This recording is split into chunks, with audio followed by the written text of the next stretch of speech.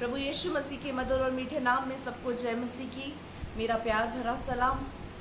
आशा करती हूँ आप लोग अपने घर के अंदर सेफ है, सुरक्षित है। और इस समय हम परमेश्वर के वचन को सुनेंगे, परमेश्वर की वाणी को सुनेंगे, क्योंकि लिखा है परमेश्वर की वाणी शहद से भी मीठी है और परमेश्वर की वाणी है जो हमारे जीवन को बदलती है। हालेलुया। हम निकालेंगे पहला यूहन्ना उसका 2 अध्याय उसकी 15वीं आयत से लेकर 17वीं आयत तक पढ़ेंगे। और हमारे बीच में सिस्टर हैप्पी है, सिस्टर हर्षा है, वो पढ़ने में अगुवाई करेंगी हमारी।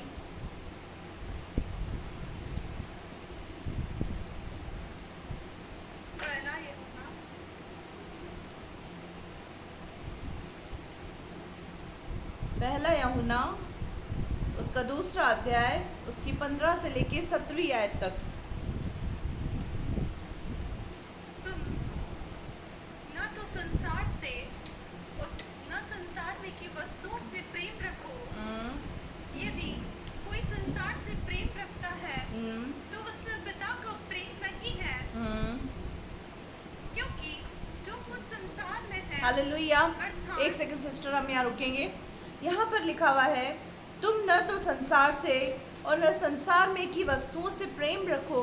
यदि कोई संसार से प्रेम रखता है तो उसमें पिता का प्रेम नहीं। हालेलुया। मेरे प्रियो, इस समय हम यहाँ सोच रहे होंगे कि यहाँ पर परमेश्वर का वचन कह रहा है कि ना तो तुम संसार में न संसार में की वस्तुओं से तुम प्रेम रखो, क्योंकि जो कोई संसार से प्रेम रखता है उसमें पिता का प्रेम नहीं है। हम इस समय सोच रहे होंगे कि परमेश्वर का वचन तो हमें प्रेम करने के विषय में सिखाता है। परमेश्वर का वचन तो कहता है कि तो अपनी सारी शक्ति, सारी बुद्धि, सारी आत्मा से परमेश्वर से प्रेम करे, पहली आज्ञा है। और दूसरी आज्ञा है तो अपने पड़ोसी से अपने समान प्रेम रख। तो फिर यहाँ पर परमेश्वर का वचन क्यों कह रहा है कि तुम संसार से प्रेम मत रखो? मेरे प्रियो, यहाँ पर परमेश्वर का वचन हमें हमारे रिश्तेदारों से, हमारे पड़ोसियों से, उन नेडी लोगों से प्रेम करने के लिए मना नहीं कर रहा है। हम इस वचन को समझेंगे कि यहाँ पर परमेश्वर हमें संसार की किन चीज़ों से प्रेम करने के लिए मना कर रहा है। संसार से मित्रता किस प्रकार से हमारी नहीं होनी चाहिए, किस प्रकार से हमारा जीवन होना चाहिए, आज हम इस चीज़ को देखेंगे। क्योंकि यहाँ पर लिखा हुआ है, तुम न तो संसार से और न संसार में की वस्तुओं से प्रेम रखो। क्योंकि यदि किसी व्यक्ति के अंदर संसार का प्रेम, जो संसार से प्रेम रखता है, तो वो उसके अंदर पिता का प्रेम नहीं है। हालेलुया। यहाँ पर अब आगे देखेंगे, आगे पढ़े बेटा। क्योंकि जो कुछ संसार में है, अर्थात शरीर की अभिलाषा। हालेलुया। अर्थात जो कुछ संसार में है। यहाँ लेखक इस चीज को क्लियर कर रहा है। यहाँ पर लेखक इस वचन को बता रहा है, क्या बताना चाह रहा है परमेश्वर का वचन? क्योंकि जो कुछ संसार में है, अर्थात शरीर की अभिलाषा। पहला नंबर कि संसार की किस चीज से हमको प्रेम नहीं रखना है, वो है पहला, शरीर की अभिलाषा। शरीर हमारी किन किन चीजों की अभिलाषाएं करता है? शरीर हमें किस किस चीज को करने के लिए प्रेरित करता है? शरीर हमसे गंदे कामों को करवाएगा। शरीर की अभिलाषाएं क्या है, मैं वचन से भी पूरी तरह से क्लियर करूंगी। और दूसरा क्या है बेटा? आंखों की अभिलाषा। आंखों की अभिलाषा। पहला पॉइंट है शरीर की अभिलाषा, दूसरा पॉइंट है आंखों की अभिलाषा, और तीसरा जीविका का घमंड। जीविका का घमंड। वो पिता की ओर से नहीं, परंतु संसार ही की ओर से है। परंतु संसार ही की ओर से है। मेरे प्रियो, ये जो 3 चीज है जिसके लिए परमेश्वर का वचन हमें मना करता है करने को, पहला तो है संसार, शरीर की अभिलाषा, दूसरा है आंखों की अभिलाषा, और तीसरा है जीविका का घमंड। हालेलुया। यहाँ पर लिखा हुआ है, और 17वीं आयत को भी यहाँ पर कंप्लीट कर देंगे हम। संसार और उसकी अभिलाषाएं दोनों मिटते जाते हैं, पर जो परमेश्वर की इच्छा पर चलता है वह सर्वदा बना रहेगा। हालेलुया। यहाँ लिखा हुआ है शरीर की अभिलाषा, आंखों की अभिलाषा, जीविका का घमंड तो मिटता चला जाएगा, लेकिन जो परमेश्वर की इच्छा के अनुसार जीवन जिएगा, परमेश्वर की इच्छा के अनुसार चलेगा, वह सर्वदा बना रहेगा।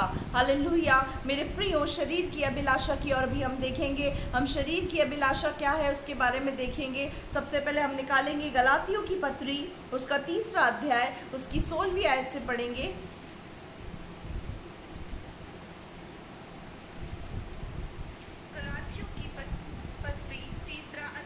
उसकी 16वीं आयत।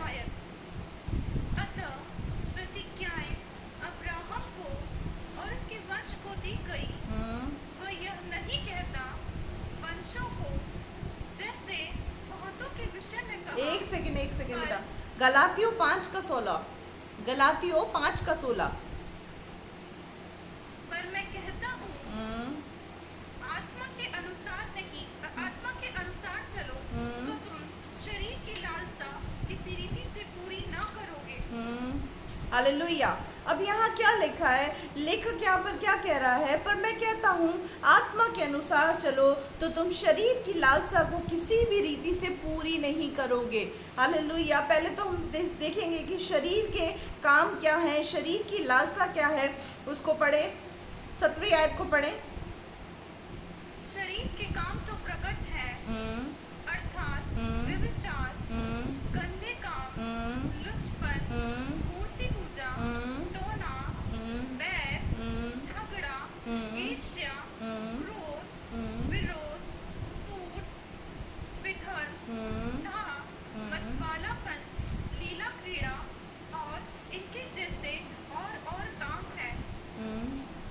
पढ़ उसको भी आगे। इनके विषय में मैं तुमसे पहले से कह देता हूँ, जैसा पहले कह भी चुका हूँ कि ऐसे काम करने वाले परमेश्वर के राज्य के वारिस ना होंगे। हालेलुया। यहाँ पर लिखा हुआ है शरीर के काम तो प्रकट है। यहाँ पर हमने जब देखा कि परमेश्वर का वचन कहता है कि संसार से प्रेम मत करो, और संसार के अंदर हमको क्या 3 चीज़ें बताई। पहला तो शरीर की अभिलाषा, दूसरा आंखों की अभिलाषा, तीसरा जीविका का घमंड। तो यहाँ पे जो पहली अभिलाषा है वो शरीर की अभिलाषा है। शरीर की अभिलाषा के अनुसार शरीर के जो काम है, शरीर हमें किस किस काम को करने के लिए प्रेरित करता है, शरीर किन पापों की ओर हमें प्रेरित करता है, उसकी यहाँ पर लिस्ट है कि शरीर के काम क्या है। शरीर के काम तो प्रकट है, अर्थात व्यभिचार, गैर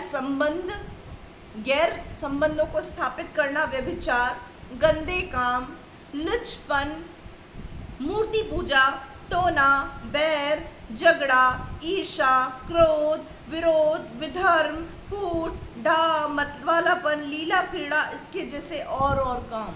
मतवालापन किससे उत्पन्न होता है मेरे प्रियो? जब एक व्यक्ति शराब के नशे में होता है या अन्य किसी नशे को ग्रहण करता है तो उसके जीवन से क्या होता है? मतवालापन उत्पन्न होता है। वो अपने आप में नहीं होता है, अपने होश में नहीं होता है। टोना, बैर, ये सारे शब्दों को आप जानते। बैर किसी से नफरत रखना, किसी से बैर करना, किसी से जलन रखना, झगड़ा करना, ईर्ष्या करना, क्रोध करना, विरोध करना, किसी में फूट, 2 जनों के अंदर लड़ाई झगड़े करवा देना, विधर्म यानी बहसबाजी करना, डाह, मतवालापन, लीला क्रीड़ा जैसे और भी काम है। और इनके विषय में तुमसे पहले कह देता हूँ कि जैसा पहले कह भी चुका हूँ कि ऐसे काम करने वाले परमेश्वर के राज्य के वारिस न होंगे। इसीलिए परमेश्वर का वचन वहाँ पर 1 यूहन्ना 2 अध्याय में कहता है कि संसार से और संसार में की वस्तुओं से तुम प्रेम ना रखो। क्यों मेरे प्रियो? क्योंकि जो संसार में की हुई वस्तुओं से अर्थात शारीरिक अभिलाषा से प्रेम रखता है, शारीरिक अभिलाषा में फंस जाता है, वो कभी भी स्वर्ग के राज्य का वारिस नहीं हो पाएगा। क्योंकि जो शरीर की अभिलाषा है एक विश्वासी को भ्रष्ट कर देती है। एक शरीर की अभिलाषा है वो एक विश्वासी के जीवन को, उसके आत्मिक जीवन को पतन कर देती है। इसीलिए यहाँ पर लिखा हुआ है कि शरीर के काम तो प्रकट है, ये होती है शरीर की अभिलाषाएं। अगर इनमें से हमारे जीवन के अंदर कोई भी काम है तो आज परमेश्वर की आत्मा से कहें कि परमेश्वर की आत्मा मेरे जीवन में ये शरीर की अभिलाषा है, इस शरीर की गंदी अभिलाषा को तो मेरे जीवन से दूर कर। हालेलुया। और दूसरा पॉइंट हमने यहाँ पर देखा, आंखों की अभिलाषा। आंखों की अभिलाषा मेरे प्रियो क्या है? हमारी आंखें अक्सर गलत चीज को देखती हैं। हमारी आंखें गलत चीज को देखना पसंद करती है। परमेश्वर का वचन कहता है समय इतना नहीं है कि मैं आपको हर एक चीज को खोलकर बता सकूं, लेकिन परमेश्वर का वचन में लिखा है कि अगर तेरी आंख निर्मल है तो तेरा पूरा शरीर उजियाला है, अगर तेरी आंख गंदी है तो तेरा सारा शरीर अंधियारा है। अगर हम इन आँखों से अच्छी चीज़ों को, अच्छी वस्तुओं को, अच्छी बातों को देखते हैं तो हमारा पूरा शरीर पवित्रता में चलता है। लेकिन अगर हम अपनी आँख से किसी गंदी चीज़ को देखते हैं, कुछ गलत बातों को देखते हैं जो परमेश्वर के विरुद्ध है, तो हमारा सारा शरीर अंधियारे में चला जाता है, यानी अंधकार में चला जाता है, शैतान के वश में चला जाता है। अंधकार में चले जाने का मतलब है कि शैतान के वश में चला जाता है। हालेलुया। शैतान, मैंने आपको पिछले दिनों में इस बात को भी बताया था यहाँ से कि शैतान किस रीति से एक विश्वासी को ट्रैप करने की कोशिश करता है, उसको पकड़ने, उसको जाल के अंदर फंसाने की कोशिश करता है। नेट के माध्यम से, इंटरनेट के माध्यम से। जैसा कि हम जानते हैं कि नेट का मतलब क्या होता है? नेट का मतलब होता है जाल। जो इंटरनेट को नाम दिया गया है उसको क्या कहते हैं? नेट। नेट का हिंदी मीनिंग होता है जाल, और वो जाल किसी और ने नहीं, शैतान ने बिछाया है ताकि एक विश्वासी अपनी आंखों के द्वारा गलत चीज़ों को देखकर, अपनी कानों के द्वारा गलत चीज़ों को सुनकर उस चीज़ में फंस जाए और उसका आत्मिक जीवन खत्म हो जाए। हालेलुया। इसी तरीके से हमें अपनी आंखों का खतना करना बहुत ज़रूरी है। हमें अपनी आंखों का शुद्धिकरण होना बहुत ज़रूरी है। हम अपनी आंखों से किस प्रकार के वीडियोस देखते हैं, किस प्रकार की चीज़ों को देखते हैं, हम किसी लड़की को किस तरीके से देखते हैं, हम किसी लड़के को किस तरीके से देखते हैं, हमारे देखने का नज़रिया, हमारी आंखें किन चीज़ों की ओर भटकती हैं। मेरे प्रियो, काफ़ी जवान लोग मुझे इस समय सुन रहे हैं। जब रात के समय हम अपने मोबाइल फ़ोन को उठाते हैं, अपने लैपटॉप्स को, अपने गैजेट्स को उठाते हैं, तो हम किन चीज़ों को देखते हैं, किस तरीके की मूवीज़ हम देखते हैं। जिस तरीके की चीज़ों को हम अपनी आंखों से देखते हैं, आंखों के द्वारा शैतान उस जहर को हमारे अंदर घोलता है। इसीलिए परमेश्वर का वचन कहता है कि यदि तेरी आंख निर्मल है तो तेरा शरीर उजियाला है, यदि तेरी आंख गंदी है तो तेरा पूरा शरीर अंधियारा है। अगर हम अपनी आंखों से नाइट के समय में किसी भी गंदी फिल्म को, किसी भी गलत फिल्म को, पॉर्न फिल्म को देखते हैं, गलत चीज़ों को देखते हैं, अपनी आंखों के द्वारा गलत वीडियोस को देखते हैं, तो शैतान बड़ी ही आसानी के साथ उन वीडियोस के द्वारा, उस फिल्म, उन मूवीज़ के द्वारा हमारे अंदर एक जहर को उत्पन्न करता है, और उस जहर के द्वारा धीरे धीरे धीरे धीरे करके वो बर्बाद कर देता है। शरीर के कामों को हमने देखा कि शैतान शरीर के द्वारा हमको भ्रष्ट करने की कोशिश करता है, व्यभिचार के द्वारा, क्रोध के द्वारा। मेरे प्रियो, जब हम क्रोध करते हैं तो एक व्यक्ति के जीवन में जब क्रोध आता है तो वो क्रोध में खुद का ही नुकसान करता है। वो क्रोध में किसी दूसरे का नुकसान नहीं करता, वो खुद का ही नुकसान पहुंचाता है। या तो वो किसी चीज को तोड़ फोड़ करता है, या तो अपने मुंह से अपशब्द, गंदी बात, गंदी गालियों को भगता है, या क्रोध में आकर वो गलत बातें करता है। परमेश्वर का वचन कहता है क्रोध तो करो पर पाप मत करो। लेकिन क्रोध किस प्रकार का होना चाहिए उसे हमें समझना है। हालेलुया। इसीलिए यहाँ पर परमेश्वर का वचन कह रहा है कि ना तो तुम संसार से, ना तो संसार में की वस्तुओं से प्रेम रखो, क्योंकि जिसके अंदर संसार के प्रति प्रेम है उसके अंदर परमेश्वर पिता का प्रेम नहीं है। क्योंकि संसार हमें 3 प्रकार की चीज़ों में फंसाता है। पहला, शारीरिक अभिलाषा के अंदर फंसाता है। दूसरा, आंखों की अभिलाषा, जैसा कि मैंने आपको बताया कि किस प्रकार शैतान हमारे आंखों के द्वारा, हमारे शरीर के द्वारा हमारे अंदर जहर को भरकर एक आत्मिक जीवन को हमारे पतन कर देता है, एक आत्मिक व्यक्ति को, एक विश्वासी को भ्रष्ट कर देता है, और धीरे धीरे धीरे धीरे करके नेट के माध्यम से एक जाल को बिछाता है और एक विश्वासी को भ्रष्ट कर देता है। कई बार मैंने देखा है मेरे प्रियो, जब हम किसी वीडियोस को देखते हैं और उस वीडियोस को देखकर जब हम रात के समय सोते हैं तो स्वप्न में वो सारी चीज़ें हमारे आंखों के आगे घूमती रहती हैं। उसका कारण क्या है? उसका कारण है जो हमने आंखों से देखा, शैतान ने उसको, उस जहर को हमारे अंदर डाल दिया, और स्वप्न के द्वारा शैतान हमको उस बात को लेकर डिस्टर्ब कर रहा है, पाप में गिराने की कोशिश कर रहा है। और तीसरा यहाँ पर है जीविका का घमंड। तीसरा क्या है? जीविका का घमंड, यानी धन, दौलत, शौहरत, पैसे का घमंड।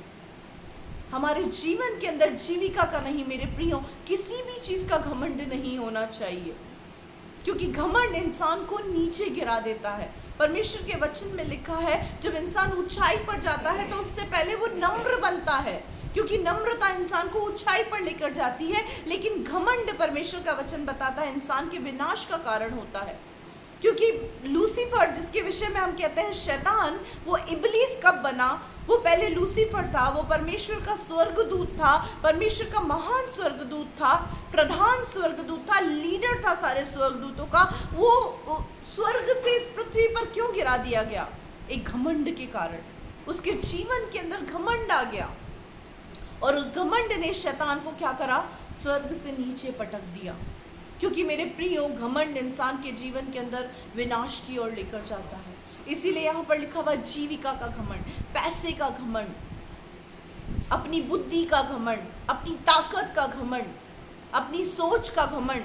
हम कभी भी अपने जीवन में किसी भी चीज का घमंड ना करें, क्योंकि हमारा कुछ भी नहीं है, सब कुछ हमें परमेश्वर से मिला है। वो चाहे तो एक समय में हमसे सब कुछ छीन सकता है, सब कुछ वो वापस हमसे ले सकता है। आज रात को हम सोए, सुबह उठे, हो सकता है हमारे पास कुछ भी ना रहे, सब तहस नहस हो जाए। कई बार मेरे प्रियो, मैंने ऐसे लोगों को देखा है जो बहुत बुद्धिमान होते हैं, बहुत ज़्यादा क्लेवर होते हैं, चालाक होते हैं, और बहुत ज़्यादा हर चीज़ के प्रति, हर कार्य को करने में बहुत ज़्यादा अच्छे होते हैं। लेकिन सडनली क्या होता है, उनके जीवन के अंदर कुछ ऐसे हादसे घटते हैं, कुछ ऐसी ट्रेजेडीज, ऐसी घटनाएं होती है कि वो बिस्तर पर पड़ जाते हैं। क्यों मेरे प्रियो? क्योंकि जो जीविका का घमंड या अन्य किसी भी चीज का जो घमंड है, वो इंसान के लिए विनाश का कारण होता है। इसीलिए परमेश्वर का वचन कह रहा है कि संसार के अंदर इन 3 कामों से हम अपने आप को बचाए रखें। और यहाँ पर आखिरी आयत के अंदर हमने पहला यूहन्ना 2 के 17वीं आयत के अंदर हमने क्या पढ़ा था? 17वीं आयत के अंदर हमने पढ़ा कि संसार और उसकी अभिलाषाएं दोनों मिटते जाते हैं। ये संसार एक दिन खत्म हो जाएगा मेरे प्रियो, इस संसार का एक दिन अंत हो जाएगा। इस संसार में जो कुछ भी, वो सब कुछ खत्म हो जाएगा, कुछ भी नहीं बचेगा। क्योंकि हम देख रहे हैं कि अंतिम दिनों के चिन्हों को हम देख रहे हैं। यहाँ पर कभी भी किसी भी समय सृष्टि का अंत हो सकता है, इस संसार का अंत हो सकता है, हमारी अभिलाषाओं का, हमारे शरीर की अभिलाषाएं, आंखों की अभिलाषाएं, जीविका का घमंड, इन सब अभिलाषाओं का, इन दोनों अभिलाषाओं का अंत किसी भी समय हो सकता है मेरे प्रियो। इसीलिए यहाँ पर लिखा हुआ है कि संसार और उसकी अभिलाषाएं दोनों मिटते जाते हैं, पर जो परमेश्वर की इच्छा पर चलता है वह सर्वदा बना रहेगा। हालेलुया मेरे प्रियो। तो अगर हमें शरीर के अनुसार जीवन नहीं व्यतीत करना, शरीर की अभिलाषा के अनुसार नहीं चलना, आंखों की अभिलाषा के अनुसार नहीं चलना, जीविका का घमंड नहीं रखना, तो एक विश्वासी को किस तरीके से चलना चाहिए? पहला, परमेश्वर की इच्छा के अनुसार, और दूसरा, हम परमेश्वर की इच्छा के अनुसार कैसे चलेंगे, हम इस चीज को देखेंगे। बेटा गलातियों 5:16 से पढ़ो। आत्मा के अनुसार चलो, पर मैं कहता हूँ आत्मा के अनुसार चलो, पवित्र आत्मा के अनुसार चलो, और तो तुम शरीर की लालसा किसी रीति से पूरी ना करोगे। तो तुम शरीर की लालसा किसी भी रीति से पूरी न करने पाओगे। हालेलुया मेरे प्रियो, हम शरीर की अभिलाषा, आंखों की अभिलाषा से किस प्रकार से बच सकते हैं? अगर हम पवित्र आत्मा की अगुवाई में चले, अगर हम आत्मा में चले, क्योंकि आत्मा हमें कभी भी किसी गलत काम को करने के लिए प्रेरित नहीं करेगा। पवित्र आत्मा की खूबी है, पवित्र आत्मा की क्वालिटी है कि वो वचन के अनुसार बातें करता है, वो परमेश्वर की इच्छा के अनुसार बातें करता है। अभी हमने पढ़ा पहला यूहन्ना 2:17 के अंदर, जो परमेश्वर की इच्छा के अनुसार चलते हैं वे सर्वदा बना रहेगा। और पवित्र आत्मा ही एक ऐसा आत्मा है जो हमें परमेश्वर की इच्छा के अनुसार चलाता है, जो वचन के अनुसार हमें चलाता है। इसीलिए यहाँ पर लिखा है, पर मैं कहता हूँ आत्मा के अनुसार चलो, क्योंकि तुम शरीर की लालसा किसी भी रीति से पूरी न करने पाओगे। मेरे प्रियो, पवित्र आत्मा की खूबी है। आज एक विश्वासी इस बात को कैसे पहचाने कि जो बात मेरे कानों में आ रही है वो दुष्ट आत्मा की ओर से है या पवित्र आत्मा की ओर से? उसका बहुत सिंपल सा तरीका है। कई बार हम सोचते हैं कि पवित्र आत्मा की हम आवाज को कैसे पहचाने, पवित्र आत्मा कैसे बात करता है, हमें तो पवित्र आत्मा की आवाज पता ही नहीं चलती है। मेरे प्रियो, उसका सबसे आसान और सबसे इजी तरीका है, जो कुछ भी वचन से बोला जा रहा है आपके कानों के अंदर, आपके हृदय के अंदर, वो पवित्र आत्मा है। कई बार जब हम कुछ गलत चीज को करने के लिए प्रेरित होते हैं तो तुरंत हमें वचन याद आ जाता है। उस समय में वचन याद आ जाता है कि अगर हम क्रोध करते हैं तो परमेश्वर का वचन हमारे मन में डालता है, क्रोध मत कर। तो मेरे प्रियो, ये कौन है? ये पवित्र आत्मा है। अगर हम गाली बकते हैं, किसी को कुछ गलत बोलते हैं, अगर हम दारू, सिगरेट, बीड़ी, किसी भी गलत चीज का उपयोग करते हैं, अपनी आंखों से जब हम किसी गलत वीडियो को देखते हैं तो उस समय हमारे मन में एक आवाज आती है, ये गलत है, इसको मत देख, इसको बंद कर दे। तो वो पवित्र आत्मा है। और उसी समय दूसरी आवाज हमारे कानों के अंदर आती है, इसको देखने से थोड़ी तू नरक में जाएगा, देख ले, एक बार देखने से कोई पाप नहीं होता। मेरे प्रियो, वो आवाज शैतान की आवाज है। पवित्र आत्मा की आवाज को, शैतान की आवाज को पहचानने की कोशिश करें। शैतान अक्सर आपको शरीर की अभिलाषा, आंखों की अभिलाषा और जीविका के घमंड की ओर ले जाकर आपको गिराने की कोशिश करेगा, आपको नष्ट करने की कोशिश करेगा, ताकि संसार के साथ आप भी नष्ट हो जाए, आपका आत्मिक जीवन नष्ट हो जाए। लेकिन पवित्र आत्मा वचन के अनुसार, परमेश्वर की इच्छा के अनुसार आपसे बात करेगा। पवित्र आत्मा आपकी अगुवाई करेगा, पवित्र आत्मा आपको गाइड करेगा, सही गलत आपको बताएगा। चुनाव आपका है कि आप पवित्र आत्मा की आवाज को सुनकर उसके अनुसार चलते हैं या शैतान की आवाज को सुनकर उसके अनुसार चलते हैं। लेकिन परमेश्वर का वचन यहाँ पर क्या सिखाता है? पर मैं कहता हूँ, आत्मा के अनुसार चलो तो तुम शरीर की लालसा को किसी भी रीति से पूरी करने ना पाओगे। अगर हम आत्मा के अनुसार चलेंगे तो शरीर की लालसा हमारे जीवन से पूरी नहीं होगी। हालेलुया। और यहाँ पर लिखा हुआ है, आगे पढ़ो बेटा, 17वीं आयत। क्योंकि और आत्मा शरीर के विरोध में लालसा करता है। क्योंकि शरीर आत्मा के विरोध में और आत्मा शरीर के विरोध में लालसा करता है। दोनों एक दूसरे के बैरी हैं। आत्मा बोलता है प्रार्थना कर, तूने सुबह से प्रार्थना नहीं करी है। और शरीर क्या बोलता है? कल से करना, कल से। शरीर क्या बोलता है? कल से करेंगे, कल से। आज पूरा दिन तो निकल ही गया है, अब कल से रेगुलर प्रार्थना करेंगे। और किसी महापुरुष ने इस बात को कहा है और बहुत सच्ची कहा है, काल करे सो आज करे, आज करे सो अब। क्योंकि कल कभी किसी व्यक्ति का आया ही नहीं है, तो हमारा क्या आएगा? मेरे प्रियो, आत्मा हमेशा हमको बोलता है प्रार्थना कर, बाइबल पढ़, आराधना कर, वचन के अनुसार अपने जीवन को जी। लेकिन शरीर क्या बोलता है? नहीं, अभी तो ऐश कर, अभी तो आराम करने के दिन है, मजे करने के दिन है। इस उम्र में आकर थोड़ी कोई हम इन बातों को पूरा करेंगे, ये तो बुढ़ापे के काम है। ये सब कौन बोलता है? शरीर बोलता है। और शरीर के अंदर होकर काम कौन करता है? शैतान काम करता है। आत्मा और शरीर क्या है? एक दूसरे के विरोधी हैं। आत्मा बोलेगा, आत्मा तैयार होके बोलेगा प्रार्थना कर, शरीर बोलेगा नहीं तेरा सर दुख रहा है, नहीं तेरा पेट दुख रहा है। शरीर क्या बोलता है? तेरा सर दुख रहा है, तेरा पेट दुख रहा है। हालेलुया। आगे, और ये एक दूसरे के विरोधी हैं। इसीलिए जो तुम करना चाहते हो और ना करने पाओ। अब ये क्या लिखा हुआ है यहाँ पर? यहाँ पर लिखा हुआ है शरीर और आत्मा क्या है? एक दूसरे की कौन है? विरोधी हैं, दुश्मन है एक दूसरे के। जो आत्मा बोलेगा, शरीर उसके अपोजिट बोलेगा।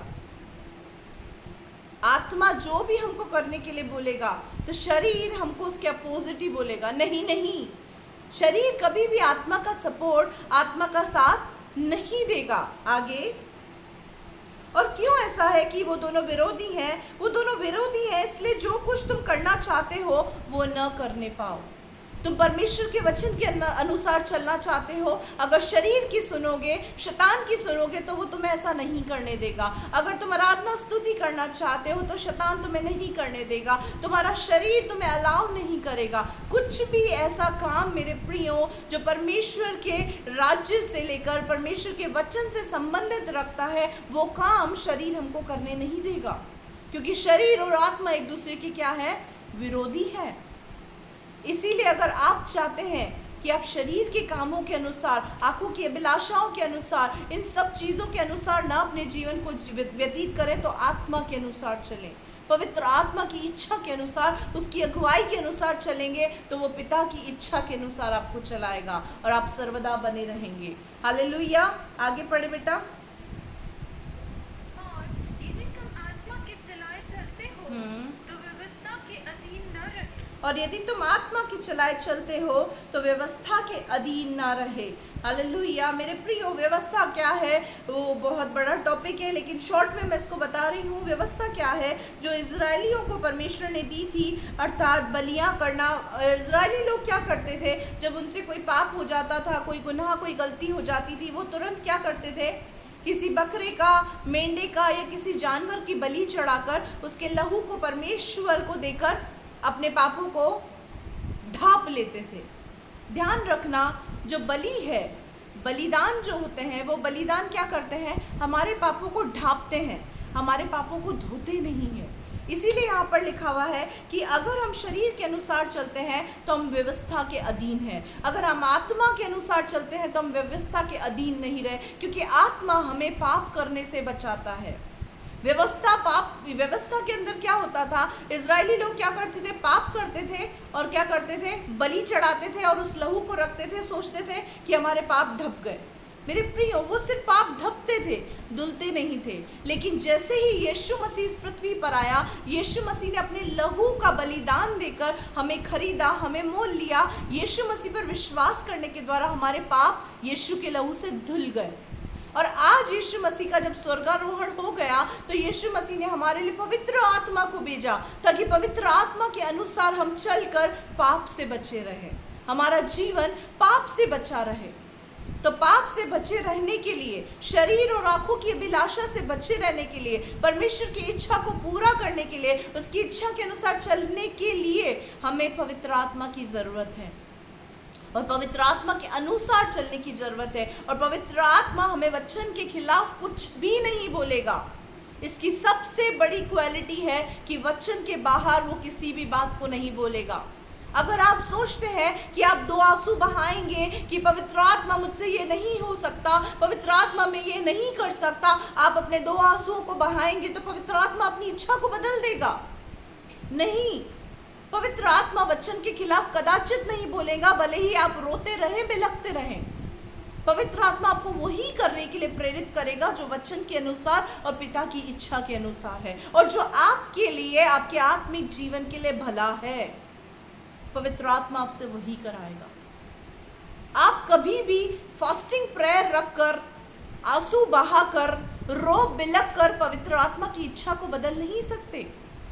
उसको वचन के विरुद्ध कोई काम नहीं करा सकते, क्योंकि पवित्र आत्मा की, मेरे प्रियो, ये खासियत है, वो आपके अनुसार नहीं चलेगा, वो परमेश्वर की इच्छा के अनुसार, परमेश्वर के वचन के अनुसार चलता है।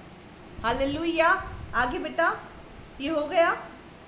अब 22वीं आयत को देखेंगे कि पवित्र आत्मा के फल क्या है, पवित्र आत्मा किस रीति से काम करता है। हमने शरीर के काम तो देखे कि शरीर के काम के द्वारा इंसान क्या हो सकता है? स्वर्ग का वारिस, परमेश्वर के राज्य का वारिस नहीं हो सकता, वो स्वर्ग नहीं जा सकता। मैंने एक बहुत लंबी लिस्ट को यहाँ पर 5:17 से लेकर यहाँ पर आपके सामने 5:19 से लेकर आपके सामने यहाँ पर रखी थी। अब हम देखेंगे 22वीं आयत, पवित्र आत्मा के काम क्या है। अभी हमने शरीर के काम देखे, हम अब पवित्र आत्मा के कामों को देखें। पढ़ो बेटा। पर आत्मा का फल प्रेम, आनंद, शांति, धीरज, कृपा, भलाई, विश्वास, नम्रता और संयम है। ऐसे कामों के विरोध में कोई भी व्यवस्था नहीं है। हालेलुया। पर आत्मा का फल यानी पवित्र आत्मा के फ्रूट्स क्या है? आप अपने अंदर इस चीज को देख सकते हैं कि क्या पवित्र आत्मा के ही फल आपके अंदर है। अगर ये फल आपके अंदर है तो पवित्र आत्मा आपके अंदर है। अगर ये फल आपके अंदर नहीं है तो इसका मतलब पवित्र आत्मा आपके अंदर नहीं है। पहला प्रेम, दूसरा आनंद, शांति, धीरज, कृपा, भलाई, विश्वास, नम्रता, संयम, और ऐसे कामों के विरोध में कोई भी व्यवस्था नहीं है। अगर ये 9 पवित्र आत्मा के फल आपके अंदर हैं तो इसका मतलब पवित्र आत्मा आपके अंदर है। और इन 9 फलों के बारे में अगर आपको वापस से सीखना है तो अपने YouTube चैनल के अंदर ये 9 पवित्र आत्मा के फलों को अच्छे से डिस्क्राइब किया गया है। और कलीसिया के लोग इस बात को जानते हैं कि किस रीति से 9 फलों के बारे में आपको सिखाया गया था। अगर ये 9 के 9 फल एक व्यक्ति के अंदर है तो इसका मतलब वो पवित्र आत्मा पाया हुआ व्यक्ति है, पवित्र आत्मा उसके अंदर है। हालेलुया। अगर हम आत्मा के अनुसार चलेंगे तो ये 9 फल हमारे जीवन के अंदर होने चाहिए। और अगर ये 9 फल हमारे जीवन के अंदर नहीं है, इसका मतलब हम आत्मा के अनुसार नहीं जीते। हम शरीर की अभिलाषा, आंखों की अभिलाषा को पूरा करते हैं। हमारे जीवन के अंदर जीविका का घमंड है। हम एक घमंडी व्यक्ति है जो इस बात को प्रूफ करते हैं कि मैं परमेश्वर से, उसकी व्यवस्था, उसके वचन से बड़ा हूँ, उसकी इच्छा से बड़ा हूँ। हालेलुया। आगे पढ़े बेटा, 24वीं आयत। और जो मसीह यीशु के हैं, उन्होंने शरीर को उसकी लालसाओं और अभिलाषाओं समेत क्रूस पर चढ़ा दिया। हालेलुया। ये सबसे बड़ा प्रूफ है एक मसीह यीशु के होने का। जो मसीह यीशु के हैं उन्होंने शरीर को उसकी लालसाओं और अभिलाषाओं समेत क्रूस पर चढ़ा दिया। यानी अपने अहम को, अपनी मैं को, अपनी इच्छा को, अपनी अभिलाषा को एक व्यक्ति ने, जो एक विश्वासी व्यक्ति है, उसने अपनी अभिलाषा को जब क्रूस पर चढ़ा दिया, इसका मतलब वो मसीह यीशु का है। आज वो उस काम को नहीं करेगा, उस काम को नहीं करेगा वो व्यक्ति जो वो चाहता है। वो उस काम को करेगा जो परमेश्वर का वचन कहता है, जो परमेश्वर का आत्मा कहता है।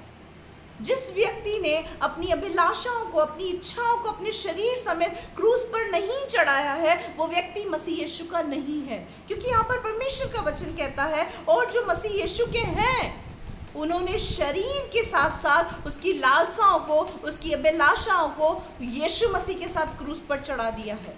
अब वो खुद की इच्छा को, खुद की अभिलाषा को किसी भी रीति से पूरी नहीं कर सकता। अब वो वही करेगा जो परमेश्वर का वचन कहता है, जो पवित्र आत्मा कहता है, जो परमेश्वर की इच्छा पे, परमेश्वर की इच्छा में है।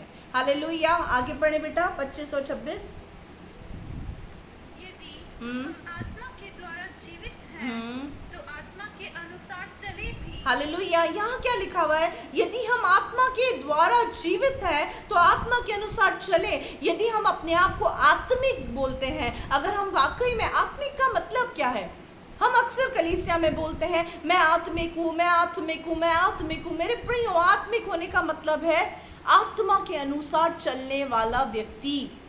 और यहाँ पर लिखा हुआ है यदि हम आत्मा के द्वारा जीवित हैं, अगर हम पवित्र आत्मा के पाए जाने के द्वारा जीवित हैं, तो पवित्र आत्मा की इच्छा के अनुसार चलें। जैसा पवित्र आत्मा कहता है हम वैसा करें। हालेलुया।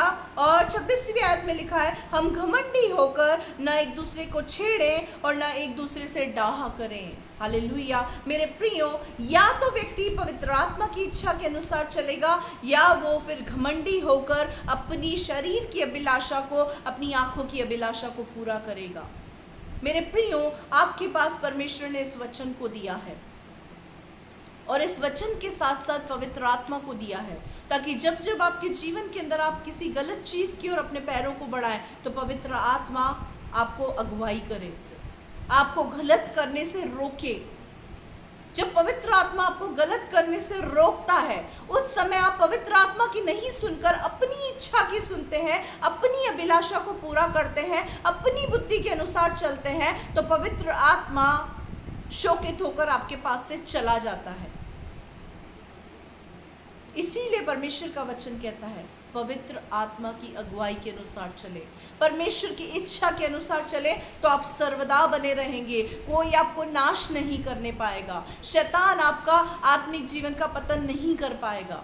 हालेलुया। इसीलिए यहाँ पर परमेश्वर के वचन में लिखा है, तुम संसार में की और संसार की वस्तुओं से प्रेम ना करो। शारीरिक अभिलाषाओं को क्रूस पर चढ़ा दो, आंखों की अभिलाषा को क्रूस पर चढ़ा दो, घमंड को, चाहे वो किसी भी प्रकार का हो, क्रूस पर चढ़ा दो। हालेलुया। और आत्मा के अनुसार अपने जीवन को जिए। शरीर और आत्मा एक दूसरे का विरोधी हैं। शरीर के अंदर हमारी बुद्धि भी आती है, हमारी इच्छा भी आती है, याद रखना, शरीर हमको वो करने के लिए कभी अलाउ नहीं करेगा जो पवित्र आत्मा हमको करने को कहता है, और शरीर हमको विनाश की ओर लेकर जाएगा, हमें नरक की ओर लेकर जाएगा। अगर हम शरीर की इच्छाओं को पूरा करेंगे तो परमेश्वर का वचन कहता है हम उसके राज्य के वारिस नहीं हो सकते, हम स्वर्ग के राज्य में प्रवेश नहीं कर सकते। हालेलुया। आइए हम अपनी आंखों को बंद करेंगे, इस सुने गए वचन के ऊपर मेडिटेट करेंगे, मनन करेंगे।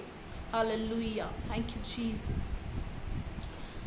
हमारे जीवित और महान स्वर्गीय दयालु अनुग्रहकारी सामर्थी परमेश्वर, बड़ी नम्र और दीनता के साथ अब्बा पिता आपके चरणों की वेदी पर आते, आपके सुंदर वचन के लिए हम आपका धन्यवाद करते। प्रभु, आपका वचन कहता है तुम संसार में और संसार में की वस्तुओं से प्रेम न रखो, अर्थात शारीरिक अभिलाषा, शरीर की अभिलाषा, आंखों की अभिलाषा, घमंड प्रभु एक विश्वासी को विनाश की ओर लेकर जाता है।